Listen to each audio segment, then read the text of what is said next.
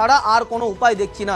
কারণ লক্ষ লক্ষ টাকা দেনা করে আমরা এই গরুগুলো আমরা চাষ করেছি, এই গরুগুলো পালন করেছি এবং এই ঈদ উপলক্ষেই আমরা বিক্রি করি। কিন্তু এবার আমরা কেউ বলছেন আমরা 15 বছর, কেউ 20 বছর ব্যবসা করছেন, কোনো সময় এরকম ঘটনা ঘটেনি। এই বিজেপি সরকার আসার পরেই কিন্তু তাদের এই সমস্যার সম্মুখীন হচ্ছেন। চলবে কি সেটা পরের কথা, একটু যদি পরে টাকা না দিতে তেল কেন গলা জড়িয়ে দিতে হবে? খুদি টাকা নেওয়া আমরা কি করবো? টাকা দেবো, তাদের টাকা পরে দিতে হবে না? বৌদির গয়না বন্ধক দেওয়া আছে, তার সেগুলো ছাড়াবো কি করে আমরা? যে ব্যাংকে লোন আছে, আমাদের লোনটা তাহলে মুকাব করে দিক, তাহলে ব্যবসা আমরা ছেড়ে দেবো। আর এক্ষুনি আমরা কি করব? গরু তো ভুসি দিচ্ছে না, বিচুলি দিচ্ছে না, আমাদের উপায় কি? তাহলে আমাদের আত্মহত্যা ছাড়া রাস্তা নেই। রাজ্যের মধ্যে এত টপিক থাকতে মুসলিমরা কি খাবে, মুসলিমরা কি পড়বে, তা নিয়ে এর মাথা ব্যথা।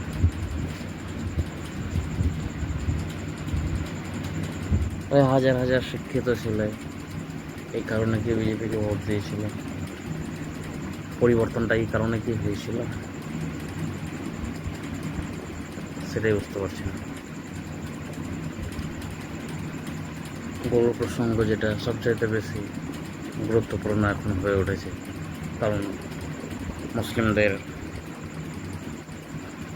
পবিত্র ঈদের জাহা যাকে বলছে, সেই ঈদের জাহাতেই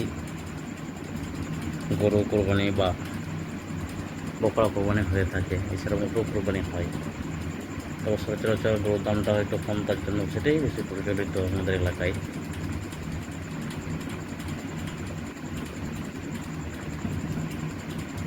তবে দেখি গরু পুষে কারা হিন্দু ভাই বোনেরাই, আবার গরু বিক্রি করাই তারা। আর গরু কিনে নিয়ে আসতে গেলেই রাস্তায় গরুর যে সন্তান তারা বাধা দেয়, মারপিট করে। যাই হোক, মুখ্যমন্ত্রীর আদেশ বা নির্দেশ, যেটা নিয়ম সেটাই পালন করতে হবে।